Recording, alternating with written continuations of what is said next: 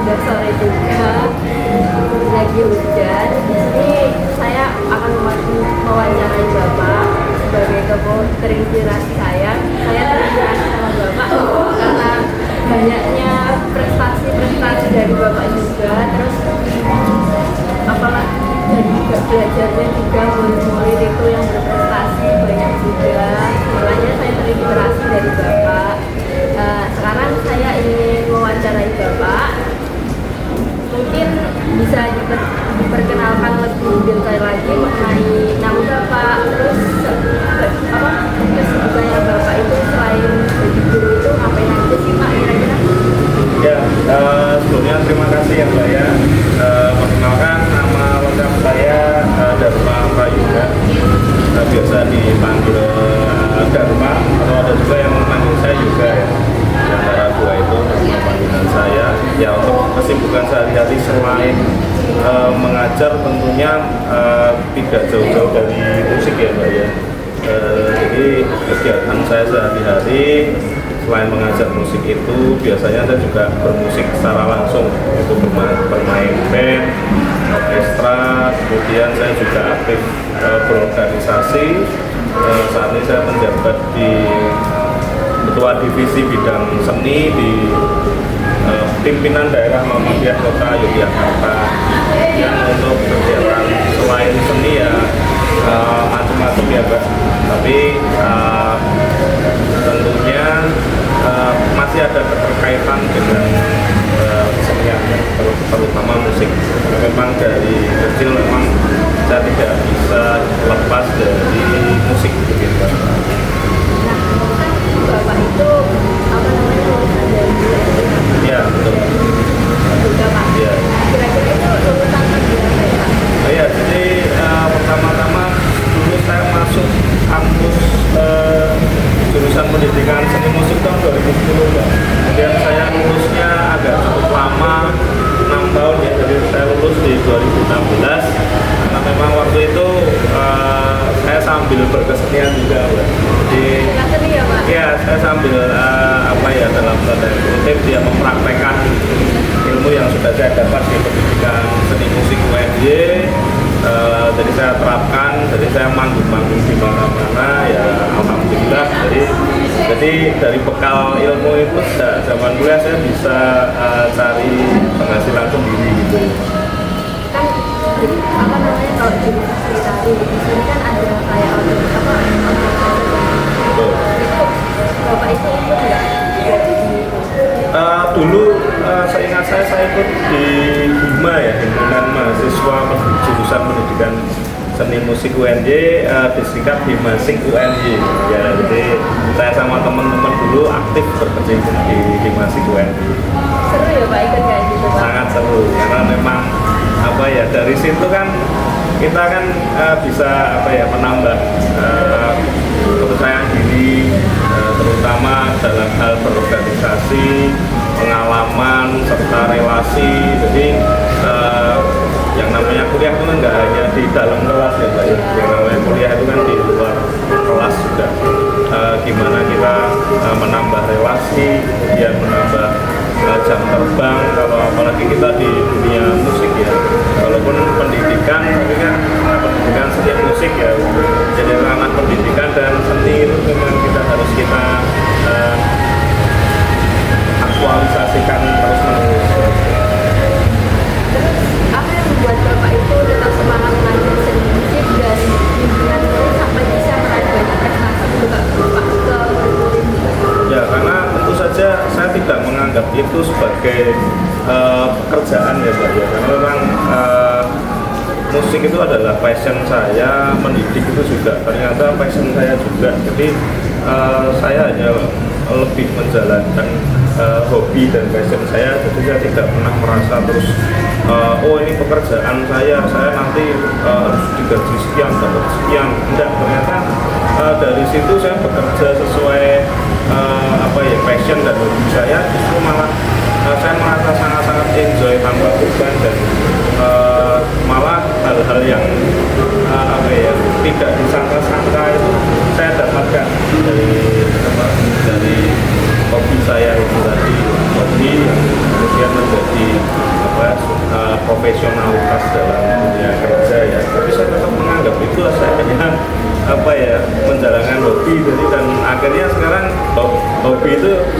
jadi hobi yang menghasilkan. Iya, banyak banget tuh Pak prestasinya, saya sampai heran, wah Iya. saya nanti kalau seminar pendidik nanti bisa kayak Mas Dharma enggak ya, bisa kayak apa mengajari murid ini banget Pak, serius diskusinya Pak. Saya juga kagum sama Bapak, makanya saya wawancarai Bapak. Terima kasih tentunya. Ya mudah-mudahan apa yang positif dalam diri saya mungkin bisa menjadi inspirasi dari teman-teman. Saja saya berterima kasih karena ya apapun yang baik-baik silahkan diambil. Mungkin tentu saya kalau sisi-sisi yang kurang baik mungkin juga jangan diambil ya. Bagus semua kalau Bagus menurut semua. Bapak. Iya. Ya, terima kasih. Dan menurut Bapak bagaimana sih cara membangun rasa percaya diri murid saat mengikuti lomba musik di berbagai sekolah Kak? Banyaknya prestasi-prestasi yang saya ingat tadi kayak banyak piala yang yang didapatkan dari murid-murid Bapak itu gimana Pak? Ya tentu saja itu proses ya Mbak. Jadi tidak langsung serta-merta si anak ini langsung percaya diri langsung juara, nggak bisa. Nah, memang ada prosesnya. Mungkin dari awal saya screening bakat minat anak ya. Jadi kalau si anak ini kami screening, kami tes penjajakan bakat dan minat. Kalau si anak-anak ini ternyata punya bakat di bidang musik, tentunya kami arahkan untuk biasanya ke paduan suara atau ke bermain instrumen musik dan lain-lain. Nah, tentunya dari situ banyak orang tua yang awalnya itu nggak percaya ya. Jadi merasa anakku itu di rumah tidak pernah nyanyi, kok tiba-tiba dapat surat pemberitahuan bahwa si anak ini lolos program pembinaan prestasi yang saya adakan. Nah, tentunya dari situ ya saya mendidik anak-anak itu, jadi melatih dan mendidik anak-anak itu prosesnya minimal 1 tahun. 1 tahun itu kami latih supaya si anak ini potensinya sudah betul-betul bisa termaksimalkan. Dari itu baru kita lombakan. Baru melombakan anak itu minimal pembinaan prestasinya 1 tahun dahulu. Dari situ si anak akan terbiasa, kemudian secara teknik, secara rasa percaya diri akan terasa sendirinya dengan bimbingan dari kami. Tentu saja di situ peluang untuk meraih juara itu akan semakin besar karena apa, persiapannya sudah matang ya Pak ya. Jadi tidak dadakan, oh ini mau lomba, misalnya mau lomba nyanyi minggu depan, latihannya sekarang, atau lomba nyanyi bulan depan, latihannya baru sekarang 1 bulan. Tidak, kita latihan minimal 1 tahun sebelumnya, bahkan 1,5 tahun sampai 2 tahun sebelumnya baru kami lombakan juga gitu. Dipilih semisal yang udah ikut latihan terus sama yang baru itu biasanya itu melombakan dua-duanya atau pilihnya gitu Pak? Enggak, memang saya biasanya saya latih memang dalam jangka waktu panjang. Saya punya namanya program pembinaan prestasi khusus seni musik. Jadi yang memang anak-anak ini saya melatih 40-50 anak ini memang saya didik, saya latih musikal, baru selama 1 tahun itu saya lombakan secara bersama-sama karena biasanya kan kelompok paduan suara. Selain paduan suara juga ada lagi misalnya piano solo atau menyanyi solo, dan cabangnya kan banyak ya. Jadi memang saya melatih anak-anak ini 1-2 tahun sebelumnya, jadi tidak insidental. Mau lomba bulan depan sekarang baru latihan, mungkin saya tidak menerapkan yang seperti itu. Memang latihannya jangka panjang. Berarti sekolah Bapak ini ya itu sama sekolah. Ya, jadi tentu saja sekolah saya itu sangat-sangat mendukung dan memfasilitasi perihal pembinaan prestasi di bidang kesenian. Jadi memang saya berkarya 10 tahun di sekolah tersebut. Memang memang saya diberikan keleluasaan ya dan kemudahan untuk bisa membina anak-anak di bidang seni. Jadi memang dari awal dulu memang hasilnya belum kelihatan. Jadi saya melatih anak-anak itu hasilnya itu kan tidak serta-merta misal 1 tahun, 2 karena Anda kita memang harus trial dan error. Saya baru membuahkan hasil itu setelah 2, 3, 4, 5 tahun baru membuahkan hasil yang konsisten. Memang bisa saya katakan bahwa yang namanya penggunaan prestasi itu sifatnya keberlanjutan, tidak bisa terus ini nyoba lomba terus ini gagal udah tidak bisa, memang harus dicoba terus sabar. Lama-lama kita akan menemukan pola dan formulanya bagaimana kita dalam melatih anak dan mendidik anak, karena kita pendidik ya. Mungkin Mbak ini kan juga mahasiswa jurusan pendidikan ya. Jadi yang perlu digarisbawahi dalam hal ini kita tidak hanya melatih anak supaya bisa nyanyi atau melatih anak supaya bisa betul. Jadi yang digarisbawahi adalah pendidik ya. Aspek kependidikannya seperti apa. Jadi memang dalam saya melatih anak-anak itu yang saya tanamkan itu yang pertama adalah kependidikannya dulu, mendidik anak-anak ini supaya memang anak-anak ini bisa dilatih dengan mudah dan dengan baik, dan mereka juga bisa bersikap dengan baik karena sudah didapatkan sentuhan pendidikan. Kira-kira dari introduksi kayak itu berapa anak sih Pak yang ikut ke dunia musik? Ya, kalau dari 10 tahun lalu sampai sekarang sudah ratusan, banyak sekali. Jadi kalau di sekolah itu kan tentunya ya sama ya, kayak di kampus itu seperti di kampus sama. Karena apa? Anak-anaknya kan silih berganti ya. Si anak ini tahun depan lulus ya, kita harus regenerasi lagi. Jadi regenerasi selama 10 tahun terakhir ini tidak terputus ya. Dan saya mendokumentasikan itu dengan baik. Nanti mungkin bisa dicek ya Mbak, ini dokumentasi kegiatan kesenian saya dengan anak-anak.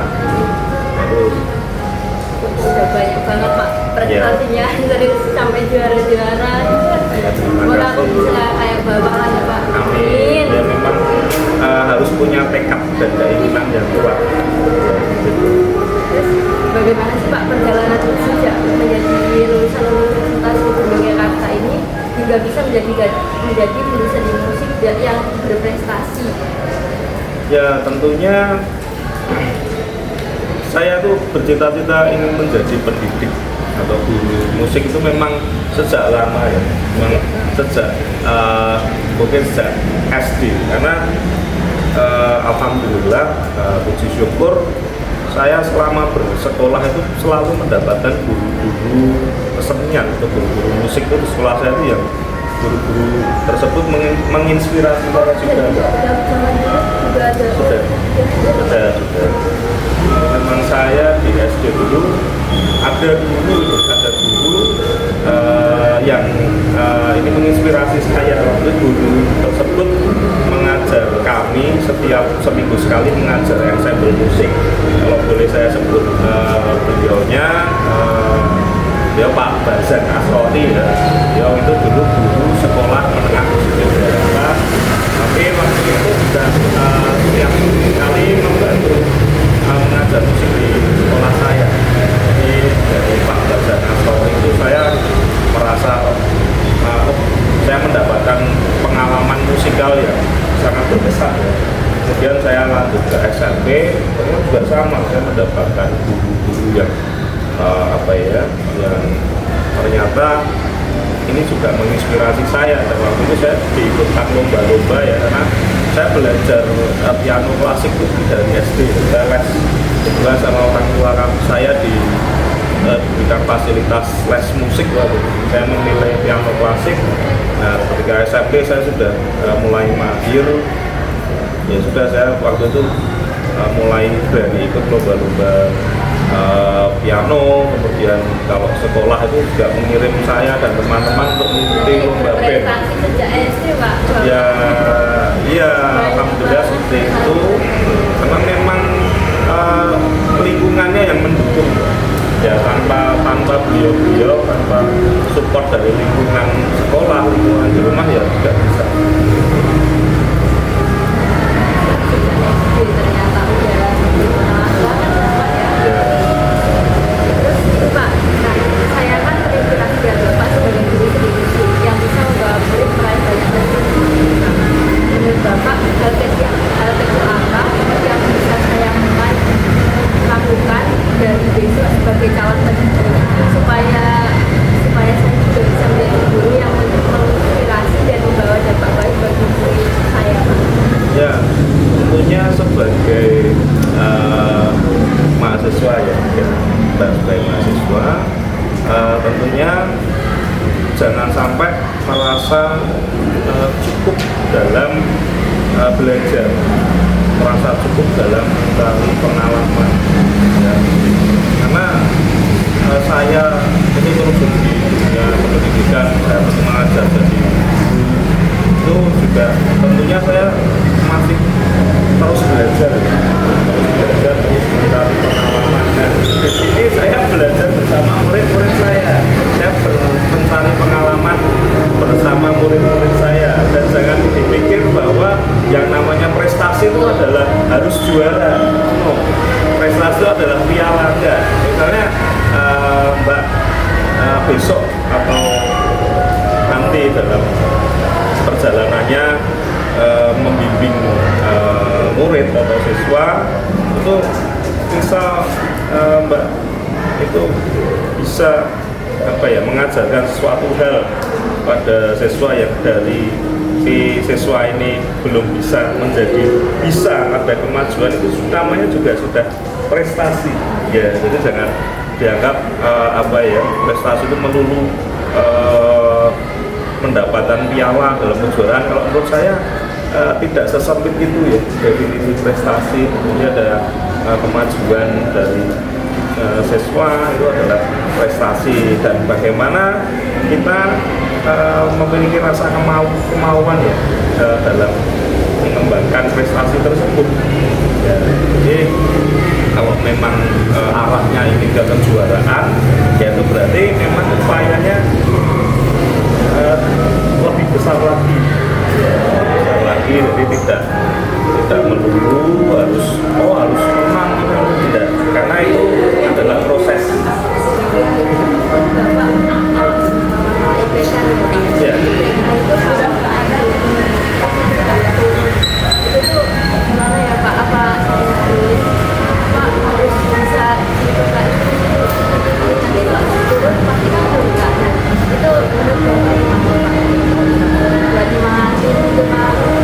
Ya, tentunya masalah IPK saya juga mengalami ya, saya juga mengalami pasang surut IPK ya, karena memang faktornya banyak Mbak. Memang kadang ada semester yang kita bisa benar-benar fokus untuk mengejar IPK atau prestasi yang baik di semester itu. Tapi ada kalanya kan di semester selanjutnya saya disibukkan dengan kegiatan seni atau kegiatan saya harus ngejob musik nih atau apalah. Nah itu memang kadang-kadang itu juga meminta waktu dari pikiran saya. Jadi IPK saya juga pernah turun agak jauh itu pernah. Cuma yang perlu diingat bahwa dalam dunia kerja itu mungkin disyaratkan ya IPK minimal 3,00 ya kan. Tapi selama saya bekerja atau mengajar itu tidak pernah ditanyakan IPK-mu berapa, IPK-mu piro, tidak pernah. Kamu bisa ngajar enggak? Pertanyaannya. Kamu bisa membawa manfaat enggak untuk murid-muridmu? Kamu bisa membawa prestasi enggak untuk murid-muridmu? Kamu bisa sebetulnya apa ya, mendidik murid-murid mungkin atau tidak. Tapi bukan berarti terus IPK nggak penting, ya penting karena memang itu kan apa ya, standar kualifikasi untuk kita apabila kalau kita mau melanjutkan sebagai jenjang profesional, kita mau kerja di suatu apa ya, sekolah, kampus atau di perusahaan, kan pasti ada nilainya. Disyaratkan minimal IPK itu berapa. Jadi, tapi ya tidak harus terpaku ke situ ya, karena kan orang sukses bukan tergantung pada IPK-nya, walaupun IPK itu juga penting. Jadi untuk teman-teman yang mungkin IPK-nya naik turun itu ya tentunya nggak usah terlalu khawatir ya. Cuma saya berpesan bahwa kita punya apa ya, atau kita tahu lah diri kita itu seperti apa. Kita yang tahu diri kita. Jadi supaya IPK kita itu naik kembali itu kamu yang tahu, kalian yang tahu. Misal oh ternyata kegiatan ini menyita waktuku, ya sementara dikurangi dulu deh. Ya itu kita, oh supaya aku fokus, aku harus belajar, mungkin belajarku itu mungkin sore hari atau malam hari atau selepas subuh. Kalau belajar Pak harus dengan kopi, boosternya dengan kopi atau dengan, aku harus dengan musik. Kalau saya dulu harus dengan musik. Saya juga ya. musik Pak. Iya. Dan saya itu kalau belajar itu memang harus malam, tidak bisa sore, pagi tidak bisa. Kalau saya belajar sendiri loh ya, belajar sendiri karena memang saya tipikal orang yang suka ketenangan. Jadi tenang sambil mendengarkan musik gitu. Dan itu adalah treatment yang setiap orang beda-beda. Maka kenali dirimu dan kamu harus tahu apa yang bisa membuatmu semangat, apa yang bisa bikin IPK kamu bagus, kamu naik. Kemudian kenapa kok IPK kamu turun, kamu yang tahu, kalian yang tahu. Mungkin teman-teman yang bisa menyimpulkan dan tentunya harus semangat. Dan yang paling penting itu apa sih ya, kalau kita di dunia kampus ya kita harus dengar pesan orang tua kita di kampus ya, bapak ibu dosen, tentu saja ingat pesan-pesan dari orang tua kita di